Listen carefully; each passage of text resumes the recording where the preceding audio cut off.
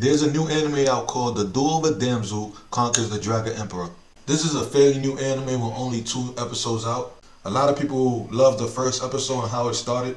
I want to compare this anime with another anime called Seven Time Loop. The villainess enjoys a carefree life married to her worst enemy.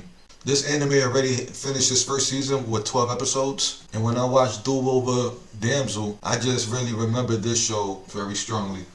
Duel Over Damsel did start off very strong. The main character found out the hideous truth about her husband, and for finding out the truth, she was betrayed. She was in prison and due for execution, but before she was executed, she tried to escape. On her escape attempt, she was killed, but then she was sent back in time 6 years prior before she was even engaged to the person that killed her. So that was a crazy start to the freaking show right there. But from then on, to avoid the proposal from a future murderer, she confessed her feelings to negate his proposal. But the person she confessed her feelings to was actually someone that she considered to be one of her worst enemies. Just because she confessed her feelings for him, he actually fell in love with her at first sight. And also, he considered her to have an extreme amount of mana.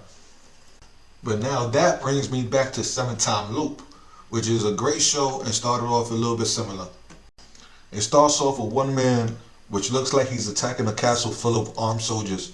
As he killed the last armed soldier, that soldier goes back in time, and it shows that she was actually a female noble that was engaged to a prince, but the prince broke his engagement to her. This was her 7th time going back in time to this very moment. Then the show went on to show the other occasions where she went back in time. But every time she died because of a war. And the war was started because of the same man that killed her in her most previous life. But on her fresh restart, she ended up doing things a little bit differently.